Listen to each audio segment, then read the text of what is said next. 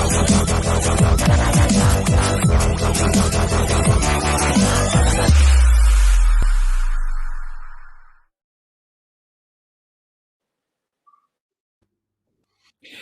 everyone and welcome back to the weekly Armchair Kickoff podcast. We are live here on this Saturday morning, and today on the United Show Devil's Advocate, I'm joined by two very special guests here this morning. To the right of me, making his return to the weekly Armchair Kickoff since the start of the channel, it's Mr. Ryan Hayes. And also down below me, we're joined by a resident Chelsea fan from the London Lowdown, Jack Clemson. And today we are talking all things Manchester United, all things Chelsea also as well, because obviously massive fixture coming up this Sunday. Manchester United versus Chelsea in the Premier League. Two teams fighting for the top four at the moment. Though these are two teams who are earlier on the season fighting for a title, but we all know what kind of happened there for both sides. But ultimately, though it is a massive game for both sides. I think in the modern era, in the last kind of 15, 20 years, Manchester United versus Chelsea is right up there with one of the biggest games in English football. You obviously have your Liverpool's United, you obviously have your Manchester derby, but when you talk about rivalry, since Jose Mourinho came to the Premier League, since that time, this is one of the biggest rivalries in the Premier League, and the two most successful sides in England since the year 2000. So, by all means, in this millennium, this is a big game. Obviously, this week for Manchester United and Chelsea, both involved in Europe, this week, and we've had both different competitions. Obviously, Chelsea in the Champions League, United in the Europa League, and United were going on the back of a 4-0 win at Real Sociedad. So United didn't have too much really to play for this Thursday. On the other side, Chelsea had a very tough game against Atletico Madrid, a very defensively well-drilled side. So all things considered, the trajectory of both clubs this week was quite different in Europe. But Jack, I'm going to come to you first, because obviously Chelsea's game was first this week. Big game against Atletico Madrid, against Diego Simeone side, who Chelsea have had problems against in the past. Obviously, you had the Champions League semi-final a couple of years ago, and then you had the Super Cup game as well. We all know what Falcao done that day. Just give us your thoughts on kind of your game against Chelsea, and get your game against Atletico Madrid, and kind of what your overall thoughts on kind of the 1-0 win for yourselves. Yeah, you're absolutely right. We've had a pretty poor record against them over the last few years. Everyone knows how good Simeone has them defensive wise, and ultimately, I think that was probably their downfall this week. The way we set up. I think I read a stat that Atletico Madrid had 30% possession throughout the whole game and no shots on target, which is just crazy when you think the kind of quality of attackers that they have. But it was clear that they set up not to lose as opposed to win. I mean, they sat behind the ball continuously, but we were really, really persistent. We kind of kept going forward. We know Chelsea are probably not the best at putting the ball in the back of the net after a good play for a good while now, and that's always been a problem, not under just Tuchel, but under Lampard and Sarri as well before him. I think we were really, really well organised throughout the game.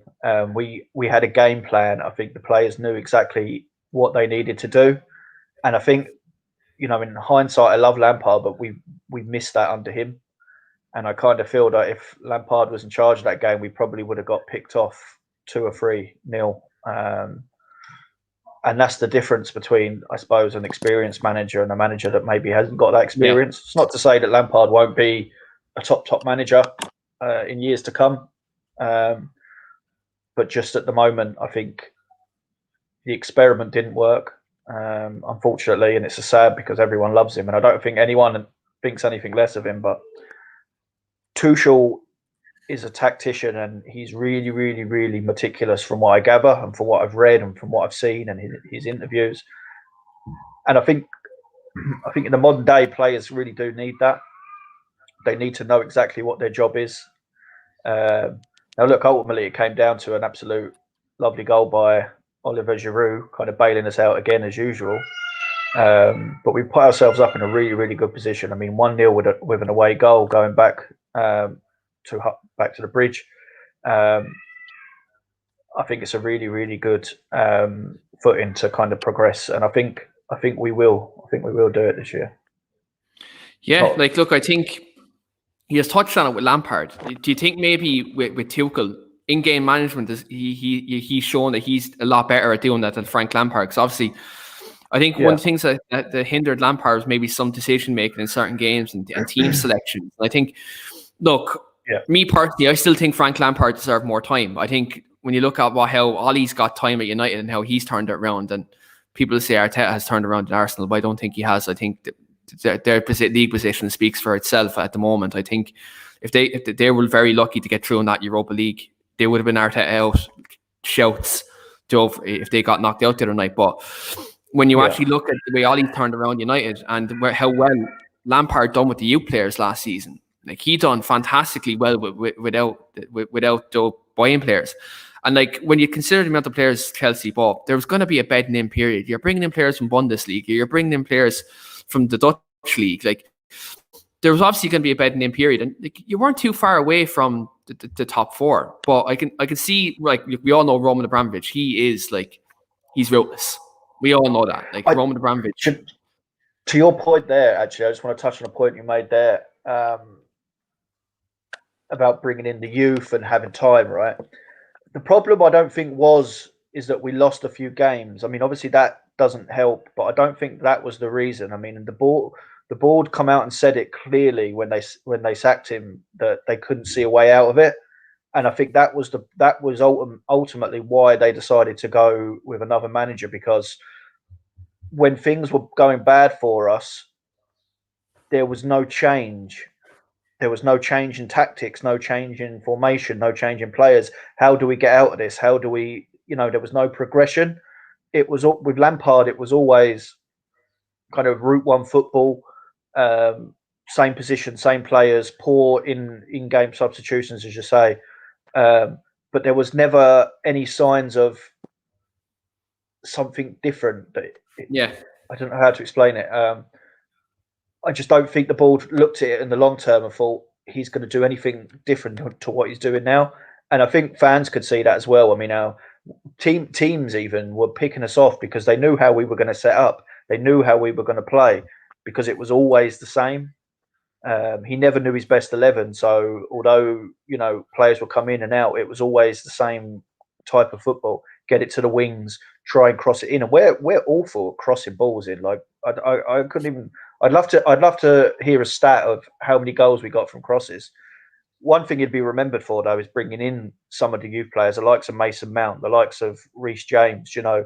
These players probably wouldn't have got an opportunity under other managers, and now they're kind of staples of the team.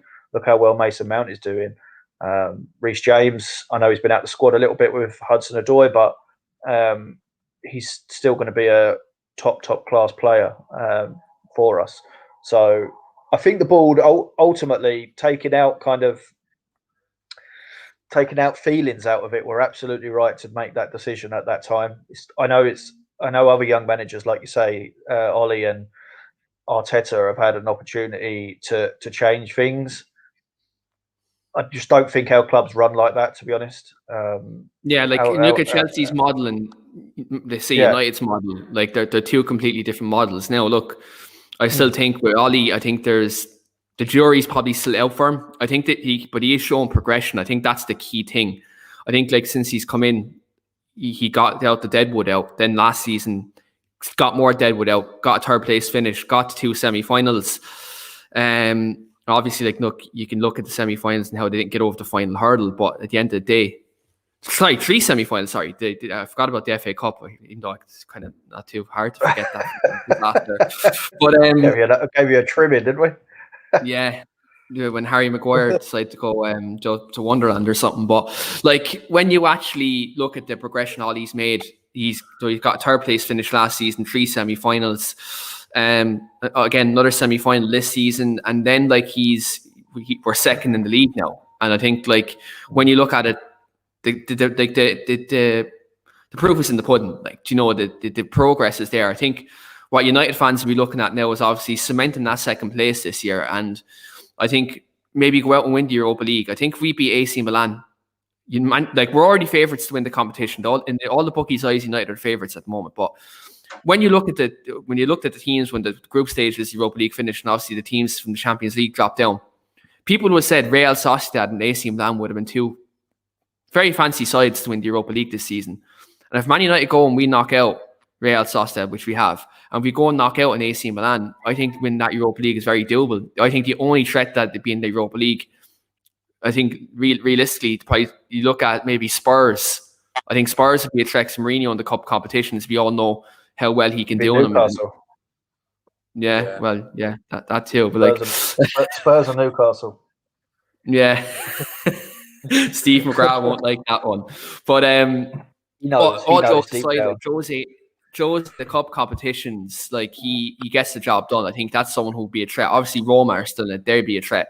But I think with Manchester United, with the team, all the injuries coming back as well, like Pogba coming back, he was on fantastic form before he got injured.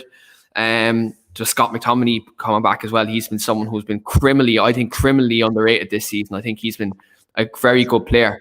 And I think likes of Cavani as well, though he's a very good player. And Sean was talking to Adam on the London Lowdown. If you haven't caught that show, do catch that show though on the channel after you finish watching here today.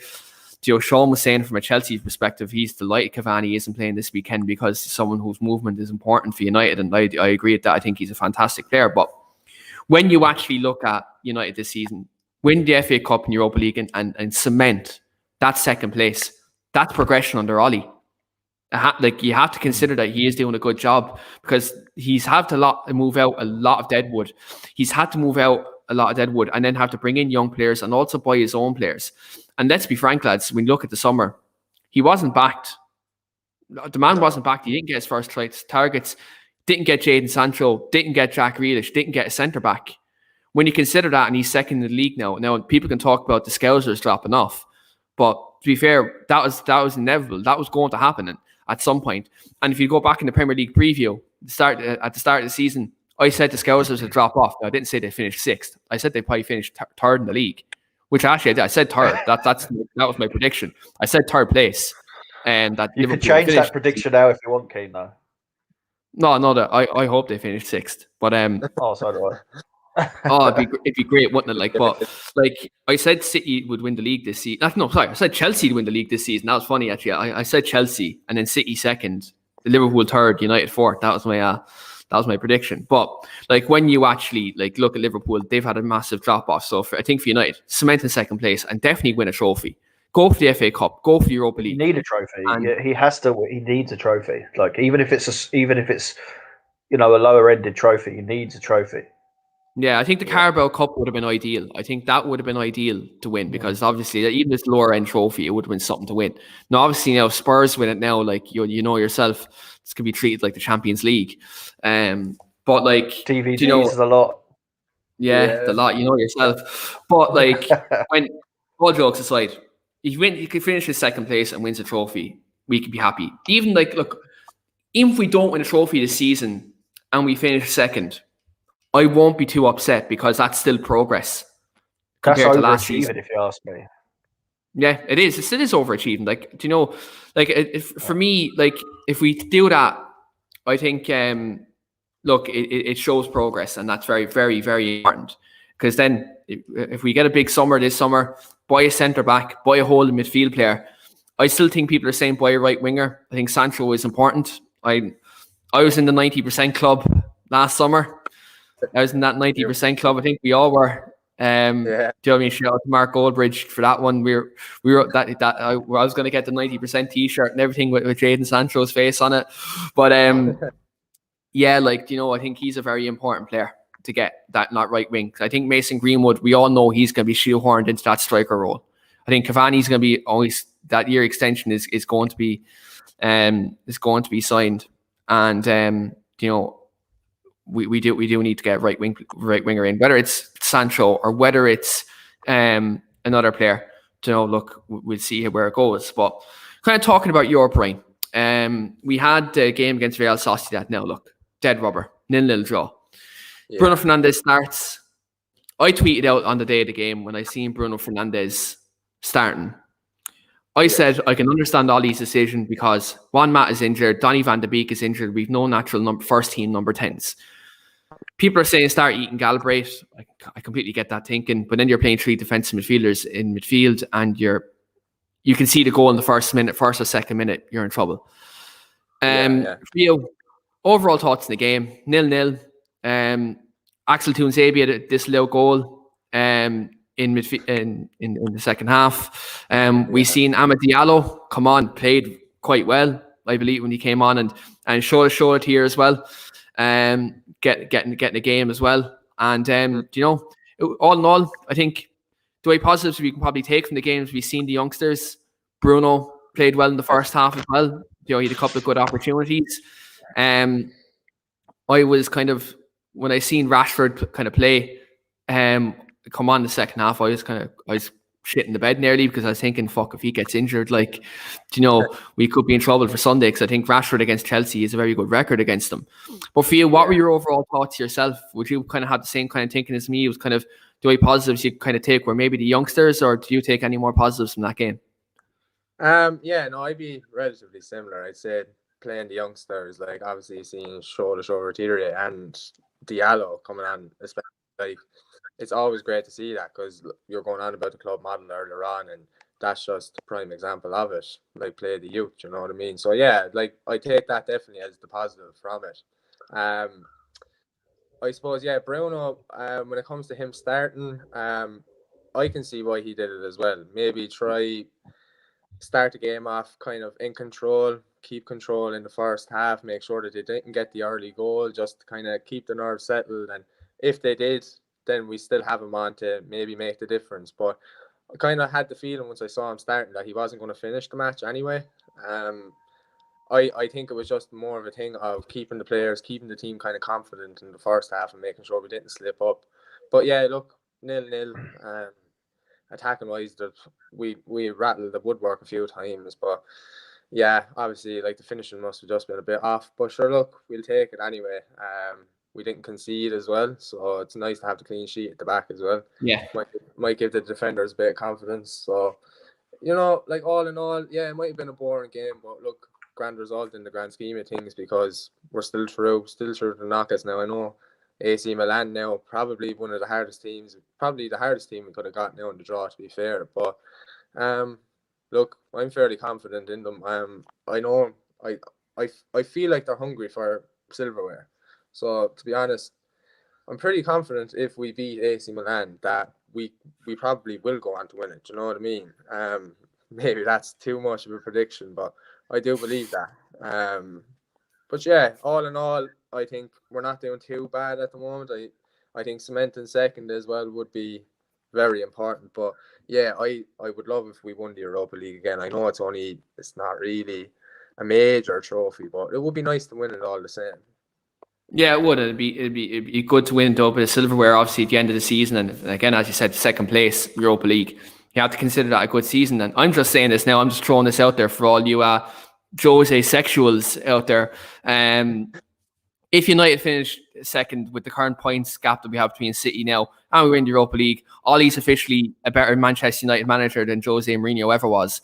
Because when Jose finished second, he finished 20 points behind Manchester City. Sorry, no, I correct myself, 19 points behind Manchester City. So if we finish there with the current gap, the way it is now, and then we win that Europa League, you can shove your Jose Mourinho propaganda right where the sun don't shine, my friends. And you're not reading, my friends, but I'm just being nice because it's 11 o'clock, 20 to 12 in the morning, and I can't really swear at this time on the show. So, in that regard, I'm going to say that in the nicest of ways possible. And I know you'll come for me on Twitter later on, but look, I don't give a damn. I do not give a damn. I am bulletproof. I still have a weird feeling City might slip up. I still have a weird feeling. Yeah, they could. Look, West Ham today, that's a massive, massive game. And Jesse Lingard, done it against Spurs last week. That was fantastic to see. I predicted that too. If we go back in our weekly armchair group chat, I said it. Lingard to score against Spurs. That happened. But yeah, there's still room. We're playing City next week. So if we beat them and if they drop points today and then we beat them next week, the title race is back on. But I think realistically, we have to be realistic. 10 points At the moment, we're behind. That's a very big ask. We've done it before in previous years under Ferguson. Yeah. But there's a big difference between the Ferguson teams and the team we have now. I think we have to be very realistic in that regard. If City do slip up, we need to be there to pick them off. But I think at the moment, what we need to do as a club, we need to worry about ourselves at the moment. And then if City slip up, then we need to be there to snap them up. But Shane Dowley is in the comments here today. Good morning, Shane. Shane has said Jose Mourinho's second season was a disaster. Shane, you're absolutely right, brother. We went to that City game at Old Trafford and watched him put 10 players behind the ball. Me and you nearly in tears in the Stretford end. Remember that day? Jesus Christ. So just with regards to more comments, I'm going to come to a couple of comments just before we get to the next topic on the show.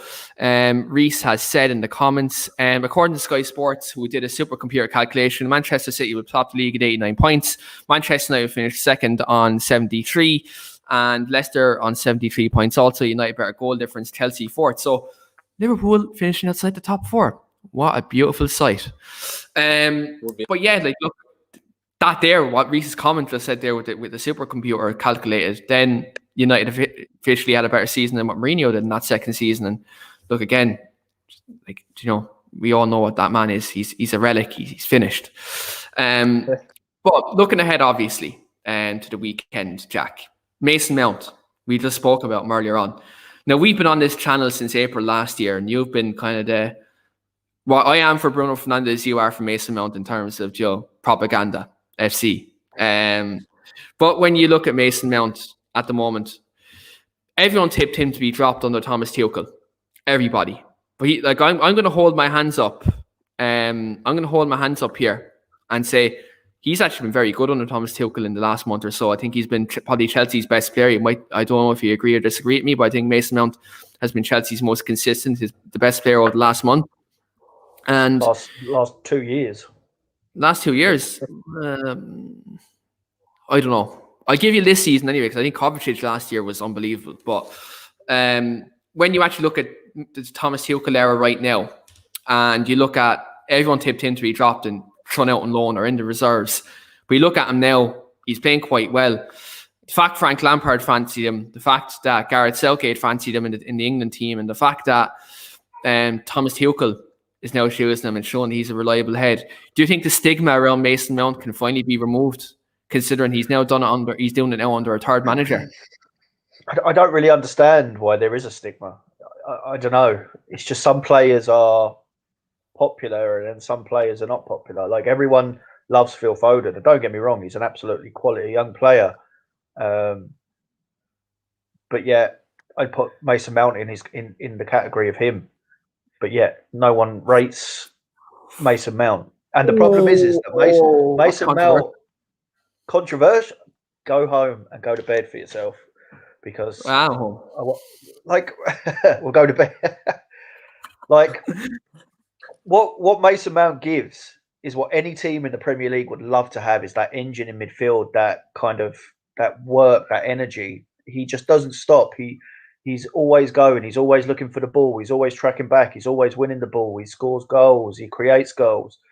The man has everything, and he's really young. He hasn't played that much football at the top level. I mean, this is only his second season of really playing at the top level. Like, give it another 2 years. How good will he be? He'll be our captain for years to come. Shane, no. Well, no. I see what your point about Foden is. Foden is an absolutely exceptional player, but I'm not having it. Mason Mount has played a lot more football than he has over a couple of years. Yeah, I suppose, yeah. For me, like, look, I think probably Phil Foden is probably ahead of him. If I be honest, I think Phil Foden is ahead of him. Like, he's just class. But then again, like, look, everyone has their own taste and they all have their own opinions. That's the beauty of these channels. Everyone has an opinion. Like, if I ask Ryan who's the best young English player, he'd probably turn around and say Mason Greenwood. Do you know what I mean? It's just like, this is the thing. This is the great thing about kind of opinion. But what Mason Mount brings to the club compared to them other players that you're talking about, so say Mason Greenwood and Phil Foden, what what Mason Mount brings to Chelsea's play and team, and what he brings as a whole, is a lot more impactful, I think, than the other two players that you're talking about. Yeah, like you can even argue Bukayo Saka for Arsenal as well. He's been carrying that team on his back since the start of the season as well. Like that's someone who's been mentioned as a top English player too. But yeah, look, I think when you look at Mount, you look at Foden, you look at all them players, they're all very good players.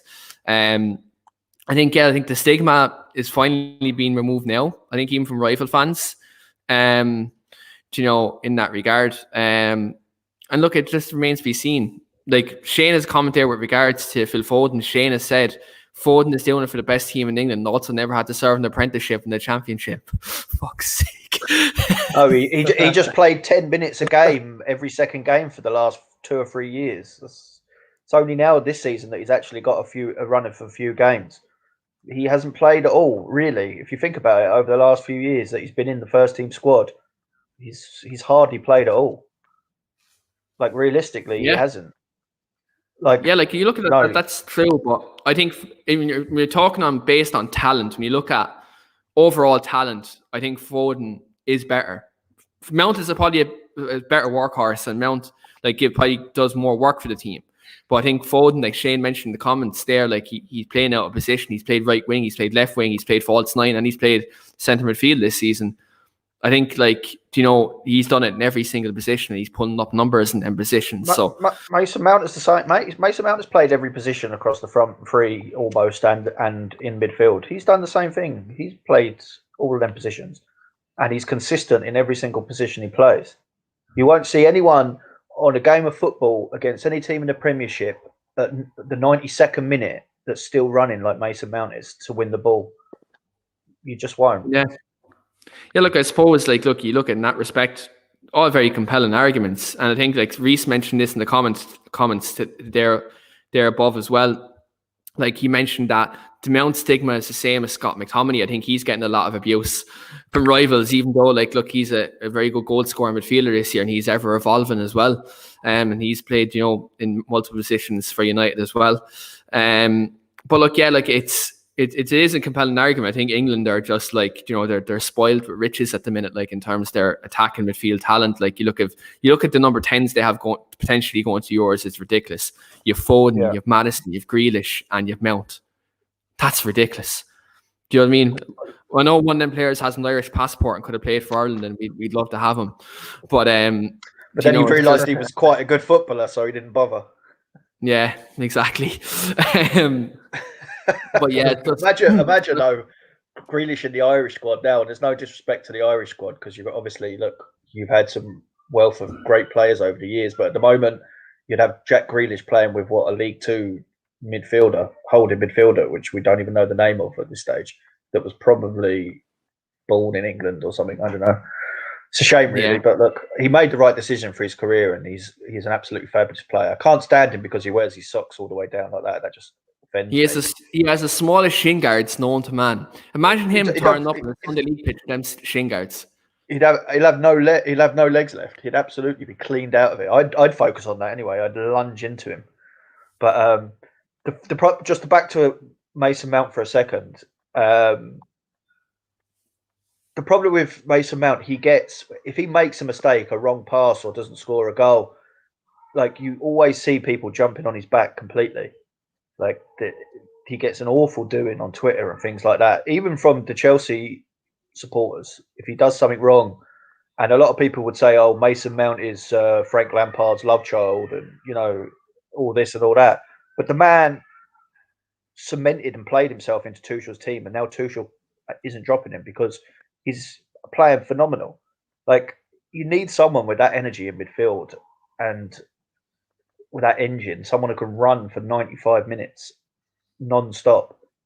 And you won't get that out of the other players that we've mentioned. And again, I'm not knocking them, because Phil Foden and Maddison, they're all absolutely phenomenal players. And I just...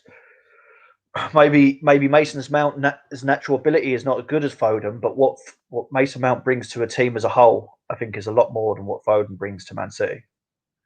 Yeah, look, it's your opinion, and look, again, I don't agree or disagree. It's literally I'm a neutral. I've nothing to do with England, nothing to do with Chelsea, nothing to do with City. you know, I'm supporting Scotland in the Euros this summer because my man Scott McTominay's playing with them. So, you know, that's they're my team. I'll get a Scotland jersey with Max Sauce, number 39 on the back for like my United jersey, and I'll be supporting them in the Euros this summer. But come back to me in 2 years and we'll have this debate, all right? That's all I'm saying. Yeah, we'll bookmark this debate in for the 27th of February 2023. We'll put it in your Outlook diary, because we're coming back to this subject, and I'm going to look for an apology from everyone. Is Ryan frozen your screen as well? Oh, I thought he was just smiling at me. Yeah. I think he's froze.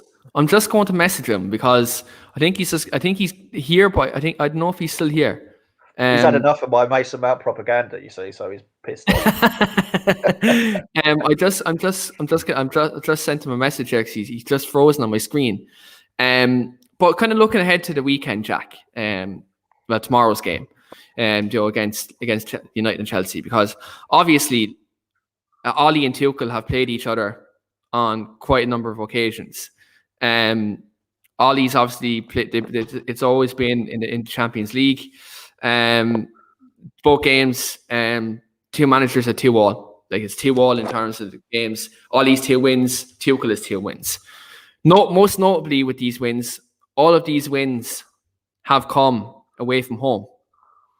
You now look at the narrative going into the game on the weekend. Chelsea being the home team, the impetus being on Chelsea, has been the attacking team. Everyone knows United's strengths in terms of the counter-attack, and, you know, in terms of how good we've been on the counter-attack and how we've broken teams down in terms of our attacking talent going forward. When you look at this narrative, when Tuchel's beaten Ollie, he's been away from home. When Ollie's beaten Tuchel, he's also been away from home. And no team has won at home in the 4 games that Ollie and Tuchel have played against each other. Do you maybe think that becomes a factor this weekend because of United's away form this season, considering we've been like the best away, nearly the best away team in the Premier League this season and in Europe, most arguably? I don't really look at past meetings, especially obviously. Ryan's back, guys. They were managing different. Tuchel was managing a completely different team at the time, so I think the only benefit that has is that probably Tuchel knows a little bit of how Ollie plays, how he sets up, how he wants to play, and obviously, look, Tuchel we know is a very, very meticulous manager, so I would imagine he's done his homework. If I remember correctly, as well, when we put you over our knee in the FA Cup last year and smacked your bum, that was with a nice 3 at the back, 3 centre halves at the back. So obviously that's the way we're playing at the moment, which has served us really, really well. We're a lot harder to break down. I think you'd have to say, out of the 2 managers, Tuchel is probably a better manager, just by default of experience. I don't know. I think he's more of a tactician. I put Ollie in the same frame as maybe Lampard, a bit one-dimensional at times. Now, I'm not an expert at Man United. I don't really watch them play that much because I find their football quite boring at times. Normally when we play Man United, I'm not necessarily always that confident. Especially under the Lampard era, because you did give us a few trimmings, all right? I think the first we've won our last 3 games at Stamford Bridge as well. Yeah, so, you know, I think that maybe play a part in our mind. Obviously, look, we don't want to, like, Stamford Bridge used to be a fortress for us, and to get beaten by one of our closest rivals at 3 times is not something that we want to make a 4th. So I'm actually feeling quite confident, if I'm being honest with you, going into this match. I don't think there'll be a lot of goals in this match at all. I think it'll be a really, really close affair, and I think there'll be very few goals in it. Probably a Man United penalty at some point, but I have a feeling that we'll win. To be honest, I'm fairly confident. Yeah, like, look, I think for me, if this game was at Old Trafford, and I said this on another show last night, if this game was at Old Trafford, I wouldn't be as confident you know, as I would be now. When you look at when Ollie's played against Tuchel in the away from home, he's done quite well. Ollie's record against Tuchel is good when he's gone away from home, and also we've won the last 3 at Stamford Bridge. And when you look at the way we were playing away from home, take away our last 3 appearances at Stamford Bridge. When you look at our away form this season, you know, we've went to the Emirates, we haven't been beaten. We went to the King Power, we haven't been beaten. We've went to Anfield, haven't been beaten. Do you know? And you look, we've went to the Parc des Princes, haven't been beaten there, and that was under Tuchel. When you look at that and you look at our away form this season, it speaks for itself.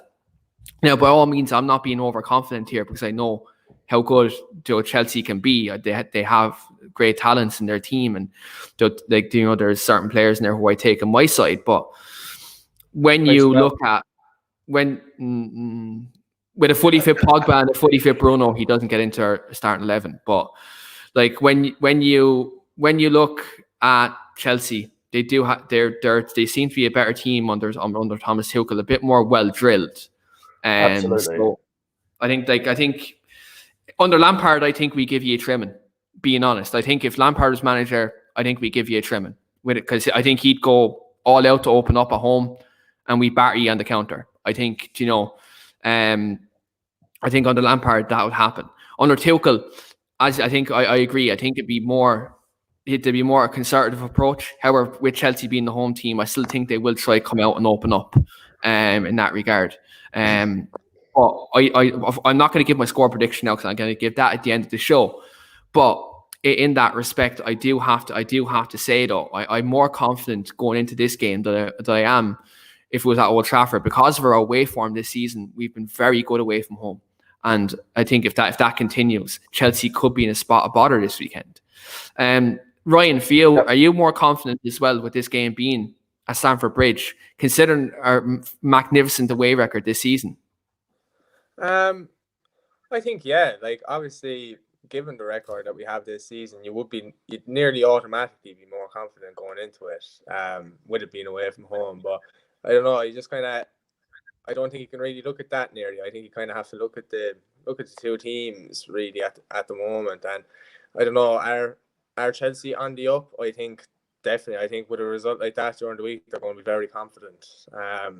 So I think either way, it's going to be a tough game. Whether our form was we were after winning every away game for the last 2 years, I still think I'd be going into this a bit hesitant because I don't know, like new manager as well. New manager bounce, yeah. That's it exactly. Like to be honest, I would be that little bit more confident with it being away from home, but I'd still be very, very wary. We know what Chelsea can do as well. Like you said at the start of the season, you were tipping them to win the league. I don't think I would have really disagreed too harshly with you on that one myself. But obviously with the way things went with Lampard, look, I don't think Lampard did an awful job. I just don't think it worked. Was it his fault? Who knows really? We don't know what happened behind the scenes really too much. But I don't know. I think it's definitely a match we can win. But I won't give my score prediction as well. But it could go either way. But a little bit more confident, I suppose. Yeah. Yeah, I think from our side, being away from home, we're definitely more confident because how good we've been. Like away from home, we've been fantastic this season. I think that gives us more confidence probably going into this game that probably would have been if it was Old Trafford because we all know how our record has been at home this season. It hasn't been the best. But obviously, looking into this weekend's game, right, I was going to come to you particularly on this.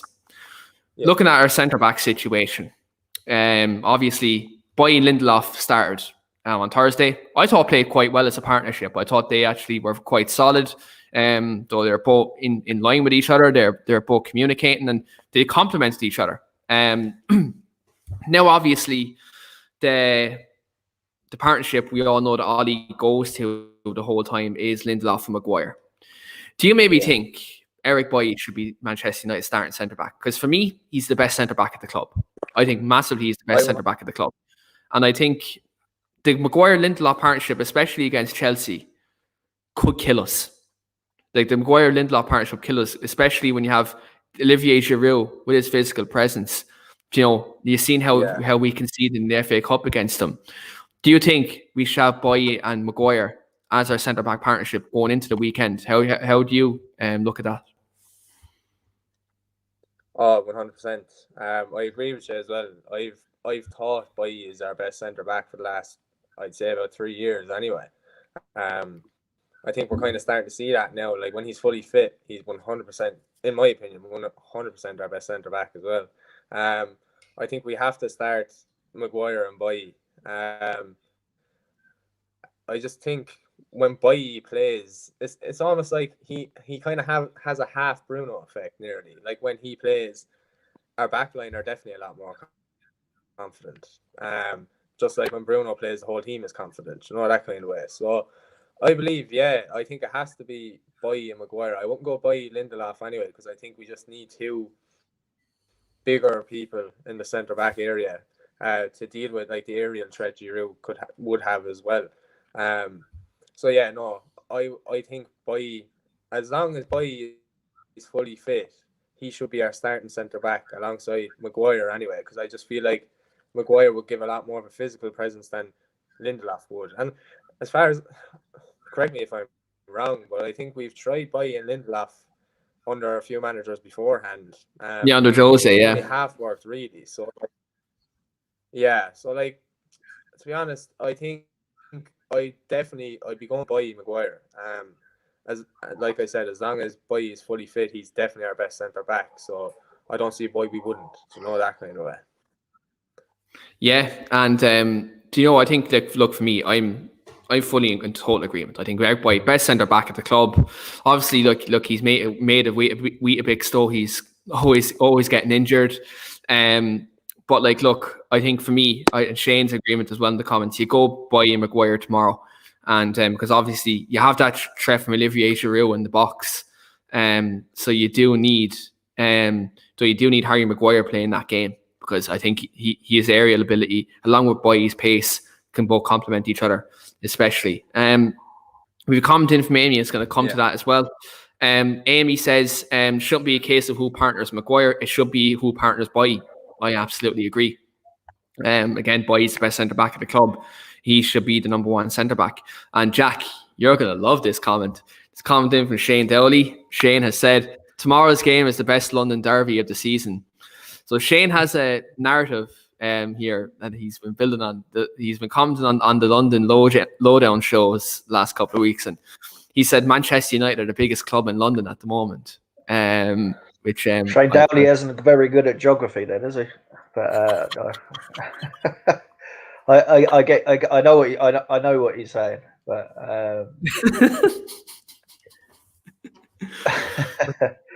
look, it's just, I know he's doing that not even to wind up you, Jack. I know who he's trying to wind up there. He's going to get slaughtered in the group chat probably after this. But yeah, like, look, I think for me, you have to go Boye Maguire, because it just, if you go Maguire and Lindelof, not only do you have to worry about Giroud, but you have to worry about the pace of Timo Werner. Well, I think Werner could tear that defense apart, and with his pace, even though he hasn't been playing well this season, but he still has that bit about him that he can definitely hurt us. He's played really well the last few games. I know his goals. I thought we have to really understand the type of player that Werner is, and Werner is not a 30-goal a season player. In the Premier League, he might have done that all right in the German league, but obviously the German league is probably not uncomparable overall with the Premiership. It's a lot harder, a lot physical. But what he brings to us is something similar to Mason Mount in terms of energy and his ability to run at players, take on players, cut in. He's really, really good, and that's something that Man United need to be really wary of, especially if you're playing a clunky Harry Maguire that isn't the best on the turn. That's why you would definitely need Boye at the back, because Boye is a much more athletic defender. He's quicker, he's leaner, he's a much better defender all round, and he would be probably a world-class defender only for his brittle bones. Injuries. Yeah. And that's a shame, because remember when he first came to United the first season, he was absolutely phenomenal. And it just all went to pot after that. And I feel bad for him, really, because he's not technically he's not technically a better defender than, like, we'll say, Lindelof. I think Lindelof is probably your best technical defender. Not technical, what's the word? His Lindelof 1v1 defending, Lindelof's very good on the feet. Like, his stand-up Lindelof defending is quite good, but like everything else, he lacks physical strength. He lacks, I'm going to be honest, he lacks balls. Like, that's what Lindelof does. That's literally what he lacks as a centre-back. Do you know what I mean? That's what he literally lacks. But, do you know, it's just, do you know, I think Boye is the best centre-back of the club. I think that's not debatable, I think. Like, he's just not reliable, though. That's the only problem. Yeah. You can't build a team around a centre-back that's not reliable, because it's the most physical position on the field. He'll never be a regular starter because he just doesn't have it in him, like, with his injury level. Some players are just like that, though. And look, it's unfortunate that someone with bags and bags of talent just doesn't get a look in. And I'm surprised he's actually still at the club, to be honest. I thought they would have let him go. But look, hopefully he can get a run of games and show what he can do. Hopefully Giroud comes in and gives him an absolute kick into the leg. But if he does play, wishing injuries on players, Jack. Wishing injuries on players. Not a serious injury, maybe just a dead leg or something for a week. You know. But probably knowing that, Bailey, if he got a dead leg, he'd be out for a year. But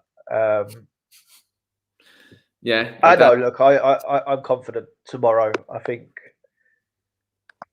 our upwards trajectory as a club, as players, as manager structure, I think is better than what it is at United. Well, we all know why. We all know why. Yeah, we all know absolutely. Your favorite person or people, absolutely, and that will never change. Unfortunately, Man United are the biggest club in the world. There's no doubt about that. They are the biggest brand of a club. There's not football people run the club, is there? Like, I think that's the problem. And that's the thing at Chelsea. I know. Maybe we'll say Maria Granda. I can't even pronounce her second name. She's not a football person, but she's a great business woman to have. But then bringing in the likes of Peter Cech in the background, I thought was an absolute masterclass, because the players love him, the club love him. He's really good. He's really good at bridging the gap between businessman and football player. He's a really good mix, someone like that. And he's not a director of football as such either. Like, he's not really sure what his role is exactly. I think he's more of a liaison, kind of an intermediary, we'll say, which is really, really good. So I don't know. It's so hard to call these guys.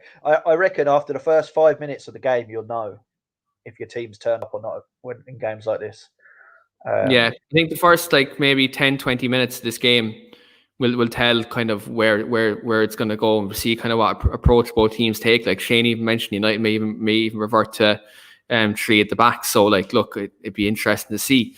But before we get into obviously the starting 11 predictions, which look, I think when you look at both clubs, sometimes it's like doing the lotto. You can't predict who's going to start.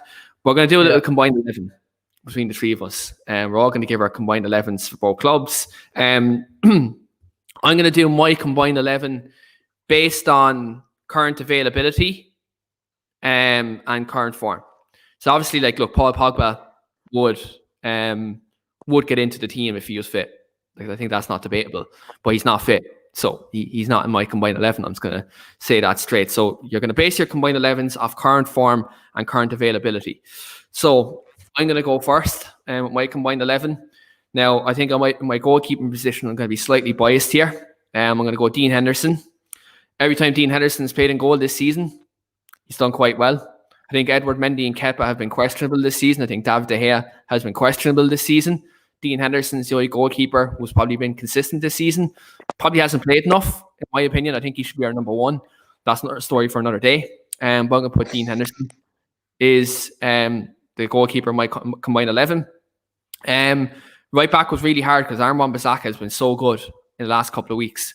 He's been really, really good. He's actually starting to get a couple of assists now as well, so he's starting to get a bit better in terms of going forward. But Reece James is my right back. I think Reece James has been consistent for the last 18 months. And again, I think he's a good right fullback, and in my team, I want 2 attacking fullbacks. So for me, I'm going to go over James. Jack, I just need to ask: is Thiago Silva definitely out for Sunday? I'm pretty sure he is. I heard he is. I'm not 100% sure, but I'd go with he is out, to be honest. Yeah, I've heard that he's out. So Thiago Silva would have been my. Sorry, I need to take a sip of water. Jeez, 1 second. Thiago Silva would have been my centre back. But unfortunately, with him being out and obviously my combined 11 being on current form and current availability, I'm going to go with Eric Bailly and I'm going to go Harry Maguire. If Silva's fit, he gets in ahead of Maguire for me. Silva gets in there all day for me. Left back was easy. Luke Shaw, best left back in the league this season. Statistically, no one can even argue that. I think he's been miles ahead of Andy Robertson this season. And when you look at August this year, when Alex Telles was bought, we all thought he was dropped and his United career was over. He's after turning that around massively. And Jack, remember on the podcast, we actually said this months ago. You said Luke Shaw has no chance of getting back in that England team. Look at him now, guys. If Gareth Southgate doesn't start him this summer, he's nuts. He's been the best left back in the league this year. And I think he's a must to go to the Euros, even though, again, I've no invested interest in England's European Championships, but I obviously want to see the United players do well. And so Luke Shaw, for me, in my opinion, it might be biased, but it's not debatable in terms of the left back position at the moment. When I look at the midfield, obviously Scott McTominay, he'd be in my midfield if he was fit. He's 50-50. There's a very big chance that McTominay isn't going to play. So I'm not gonna start Scott McTominay in this midfield because he's 50-50. You have to go on certainties. In my holding midfield position, I'm going to go N'Golo Kante. Just simply because he's more legs than Matic, and Fred, I don't really rate him. So for me, I'm going to go with N'Golo Kante, even though Kovacic, he's not an out-and-out holding midfield player. So for me, he's a box-to-box. He's more box-to-box, and he's not getting in ahead of my box-to-box player in here. So in that regard, I'm going to go N'Golo Kante because I need a natural holding midfield player. Because, by the way, I'm going 4-3-3. I'm going 4-3-3 with the formation. So N'Golo Kante holding midfielder. Other Chelsea midfielder, people might be shocked by this, I'm putting Mason Mount in. Again, Paul Pogba is fit. Paul Pogba gets in this midfield. Again, maybe I'm being biased, but when he's on song, there's very few midfielders in world football who can actually touch him. But obviously, Mason Mount gets in on current form, current availability, and the other midfield player, again, when you talk about current form and current availability, Bruno Fernandes. I think when you look at Bruno, been the best midfield player since he's come to the club, best midfield player in the league, arguably you can say in Europe as well. In that regard, I think when you look at Bruno, I think he's someone who's, you talk about impact to the club, I think he's had an almost Cantona-esque impact because he's brought everyone up to a different level just since he's come to the club. And if we don't win trophies in the next season or two, it's going to be very hard to keep a player like Bruno Fernandes at the club. And I wouldn't begrudge him if he left. In that regard, if we don't start winning trophies soon and we're showing progress, because he's world class. And there's very few players in world football at the moment that are better than him at the moment. I strongly, strongly believe that he's such a great player. My front three, Marcus Rashford on the left. Again, he's been massively consistent for United this season. And he's someone who, yes, he does miss a few chances, but he still massively contributes to this team. So Rashford on the left. I've gone Olivier Giroud up front. Again, people who know me know that I highly, highly rate Olivier Giroud. Even when he was at Arsenal, William can attest this. I highly, highly rated Olivier Giroud. Really good striker. I think he's so underrated in world football. He's so underappreciated. You look at his goal scoring ability, even for France as well. He's a fantastic record there. So for me, I'm going to go Giroud up front. Right wing, Jack, was the hardest position, because you look at right wing for both clubs. No right wingers torn up trees. CX been bad. Greenwood has been average this season. Pulisic has been injured all season. Amad Diallo's playing deadly in the 23s, but I can hardly put him in at right wing, for when you're looking at both teams' first teams. So for me, probably just out of pure bias, because none of the right wingers has been good, I'm going to go Mason Greenwood just because, look, I have to back my star boy. At the end of the day, I do have to back him. He's starting to show different elements of his game other than goal scoring. His overall play has been very good, and I think Ollie needs to give him more of a chance. Martial was never getting in this team for me. He's been quite average. That's putting it nicely. Just not good enough. Just not good enough. Yeah, but I'm not going to go there because people will say I'm reactionary and all this crack. I'm not going to go there. So, look, for me, I'm going to go Mason Greenwood on the right. But when you actually look at the right wingers, none of them really tore up trees. I think we can both collectively agree on that. When you look at the right wingers for both clubs, when you look at numbers, when you look at form, they haven't been great. Yeah. So our process of elimination for me, Mason Greenwood would be my right winger. But who would be your right winger, Jack? Sorry, who would be your combined 11? Sorry. So I would definitely have Dean Henderson in goal. I'd have. Okay, I thought my decision was going to be Barkley on it, but you've picked the same keeper, so no, I'd have anyone in goal apart from our goalkeepers. So I'd have John Terry back in goal. So it's not really hard decision there because our goalkeepers are just not good enough, and there's just nothing else you can say. They're just not to the standard that we need them to be.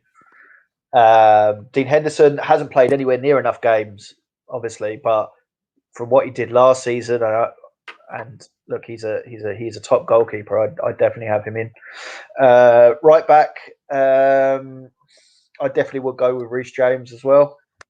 I think he's better than Wan-Bissaka. He's better going forward. He's still a good defender. I think ultimately I'd like to see him even move inside a little bit at times going forward, but that's none of my business. I'd go three at the back now. Centre backs, and I would definitely have Azpilicueta in there for his leadership qualities. And I think he's just a better centre back in a back three than he is a right back in a back four, even though his natural position is a right back. He's the best he has been the best one-on-one defender in the Premier League for years.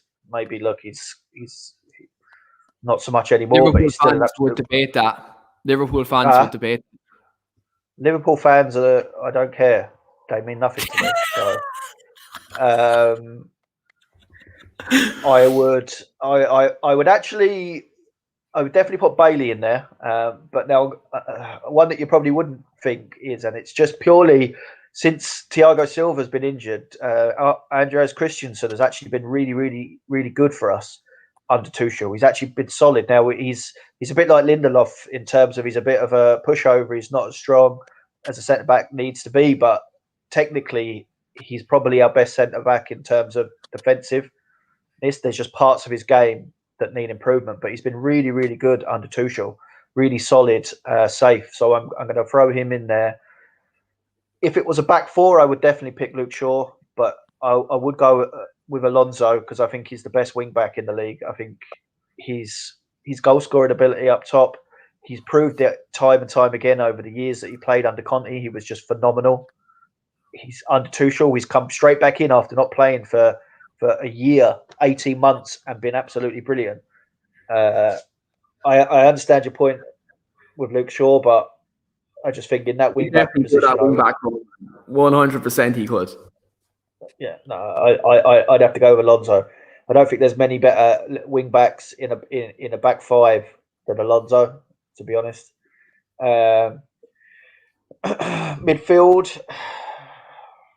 Obviously, Mason gets in there on merit because he's a workhorse. He's an absolutely phenomenal player. I'd have Bruno Fernandes in there. He's good box to box, and I definitely would have Kante as well because Kante is just a ball winner. He's just the best ball winner in the world. Even now, when he hasn't been as good as he was, he's still the best ball winner in the world. Up top, 100%, I would have Giroud on form and just his importance to a team.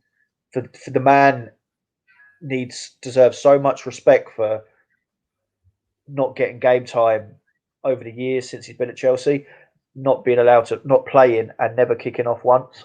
And he's just an absolute credit to any team, and he's a professional, and I think he's brilliant. I would have on the left wing. The left wing is hard because it's either Rashford or Werner, and I probably would just tip to go to Rashford. Please. No, I would probably just tip it in Rashford's favour at the moment. Right wing, as you say, there's not many out there, but just under the resurgence. You're on 12 players in the team, man. You went 3-5-2 there, didn't you? She went wing backs as well and 3 at the back. Oh yeah, shit. Take out Kante then, and I'll put in Hudson-Odoi on the right. I was thinking there for a second. I was like, hold on. I was thinking there. Hold on a second. So the way that Shane is not very good at geography, I'm not very good at math. Oh, stop. I got a bit carried away there, and we need 12 players to beat her. But I know Reece just had a comment there saying, my man, clip that up, motherfucker. Clip that up. But I know Reece just said there really quickly to touch on a point about Alonso not being a very good defender. He's definitely isn't the best defender in the world, but that at wing back, it's not as important. It's still obviously important, but you need someone just as good going forward than you do at the back. And there is no better wing back in the league than Alonso going forward. And he's okay at defending, but the system of it's quite fit your system. But for me, I think I disagree with there's Luke Shaw. Like Luke Shaw, for me, I have so much respect for him, especially how he's after reviving his career after that Newcastle manager Jose Mourinho. He's been laying off the pizzas. Yeah, but Ryan, for you, 11 players now, Ryan. Don't make the same mistake as me. Yeah, 11 players. Combined 13, Ryan.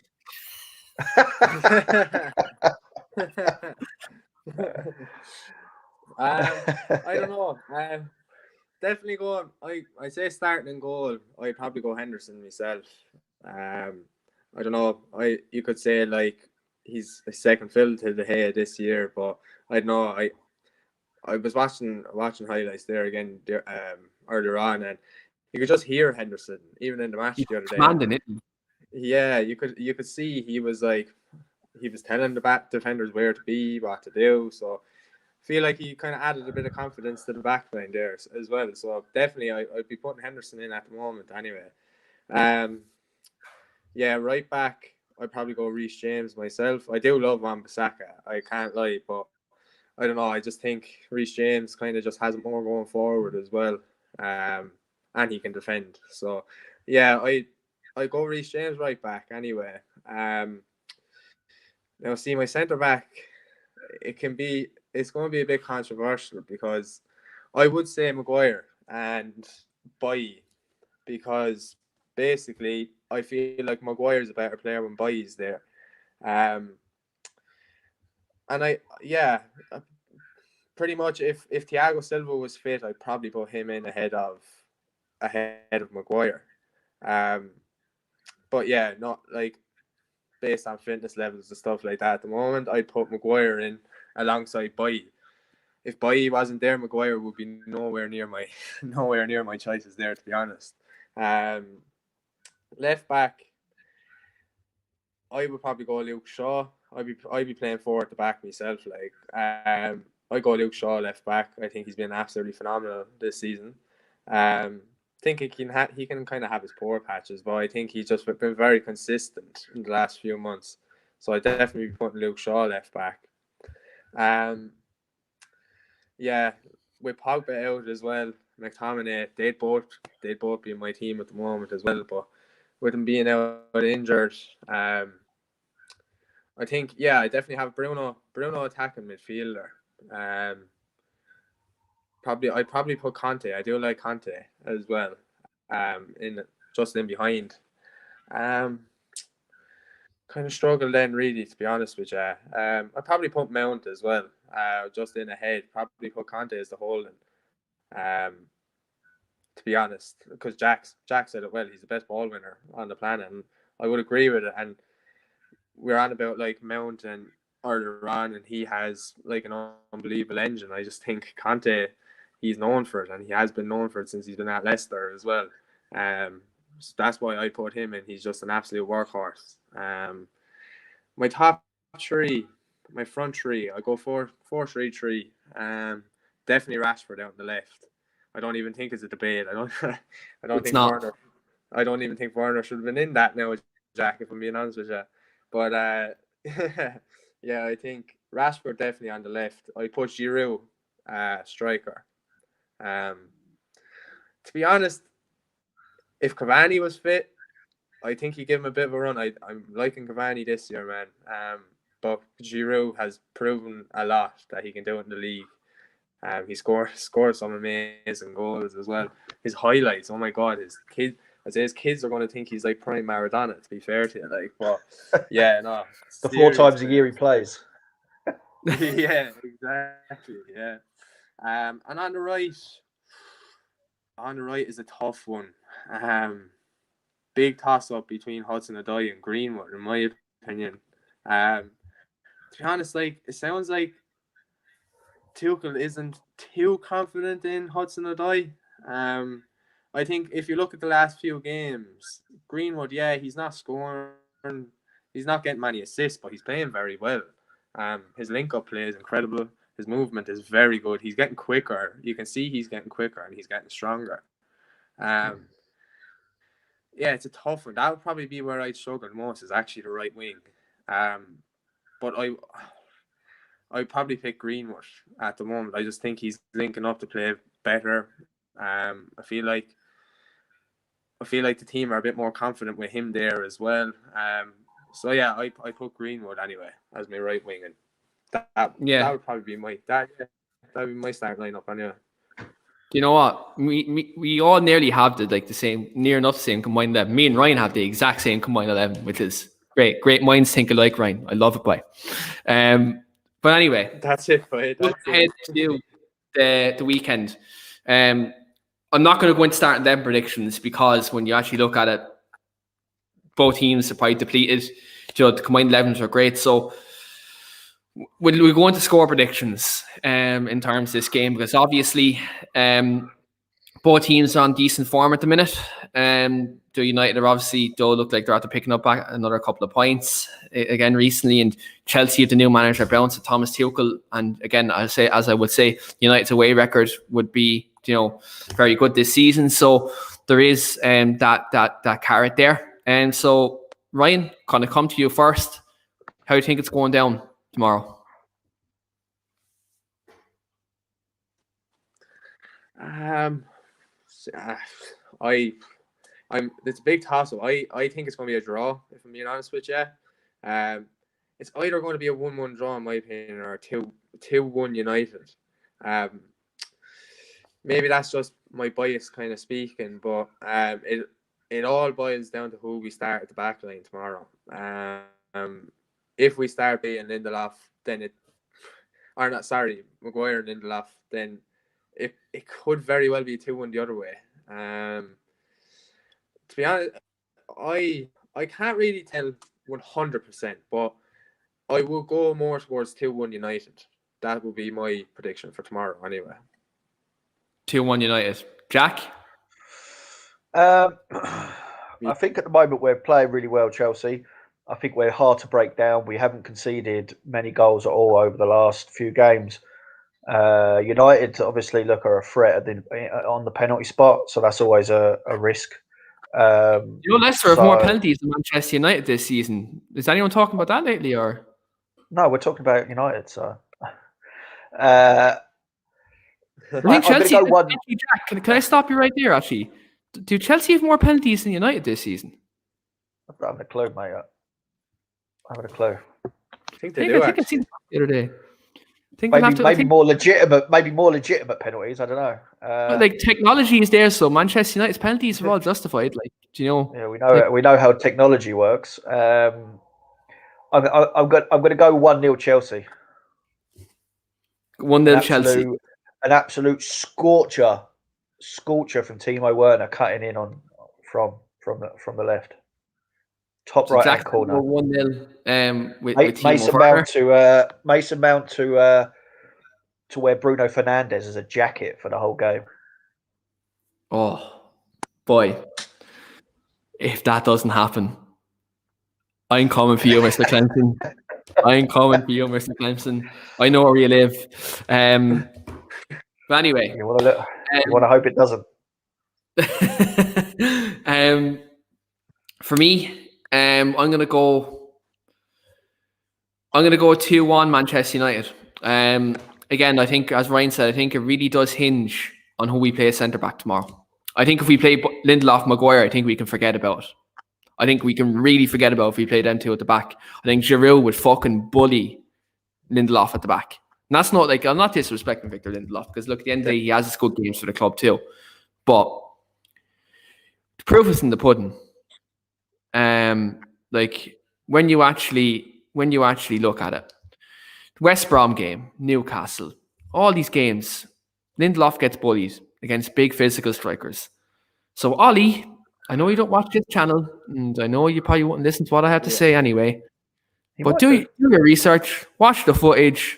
Don't start Lindelof against a big physical striker. Start Eric Bailly. We're a better team with him. Play him at centre back. That is all, Ollie. Thank you. But I think, look, for me, I'm going to go 2-1 because I think Chelsea are good. They are a good side. I think they will get a goal. But when I look at United, I think we have enough attacking talent to win this game. Like, say, Rashford, Joe Greenwood, Bruno Fernandes. Cavani may potentially be fit. They're saying he's touch and go for Sunday. So, like, if he's there, there's always a chance. When I look at Thiago Silva being missing, it's a massive miss for Chelsea. It's a massive, massive miss. He was very good at Old Trafford when we played him. But just with regards to this, if they play Andreas Christensen and Rashford gets a run at him, as he did last season in both games, I'm very, very confident we can win this game. And I think with Bruno Fernandes, if he has a good game, we just win this game anyway. Because, like, look, again, his individual quality is just, it's madness. So, just regardless, I'm going to go 2-1 United. I'm going to go Marcus Rashford getting on the score sheet tomorrow. And just for Sean Maroney, because I love your brother, Bruno Fernandes is scoring a goal tomorrow as well. Because I know how much you want Bruno to get roasted tomorrow. So, in that regard, Sean, I love you. But I'm going to go with Bruno Fernandes to get on the score sheet tomorrow as well. Manchester United win this game 2-1. So that's my score prediction. But that's the end of Devil's Advocate today. The Manchester United versus Chelsea preview. Though Jack, I would say best of luck, but unfortunately, I know you probably don't feel the same way towards me in regards to this game. So I will hope that you lose this game, but I do hope you have a good weekend. And same to you, Ryan. I hope you have a great weekend as well. And thanks very much for coming on the channel today. And then, and then, it's great to have you back. And look, we'll definitely have you on again soon. And just for our viewers as well, do smash a like in the video and do subscribe to the channel. Very good content coming up this week. Three Devils and the Gooner is obviously back Monday. United show is back next week as well. And I will be doing pre-match and post-match shows as well. So do check them out as well. And coming up soon again is another call-in show with myself and Shane, where you can, with new contributors can come in, give your say in on United, and to talk all things United, and whatever you want to say, you can absolutely say it. That call-in show was a hit the last time, so we're definitely going to do another one. Then maybe late next week, myself and Shane will do a live call-in again. But, do subscribe because we do have a lot coming. And next week as well, just for, I know Ryan's delighted to hear this one, we have our UFC 259 preview too. So absolutely do drop in for that one, because that is going to be absolute madness. And Chopper Boland is coming on for that one, so do check that out, because he has always wild predictions when it comes to the UFC. So do check that out. So thanks very much to the guys for coming on. Thanks to everyone in the comments. Say you smashed it as well in the comments. And look, let's hope Manchester United get the 3 points tomorrow, because that's ultimately the main thing we need to do, make that charge in the table. So thanks very much everyone for watching, and look, we'll be back next week.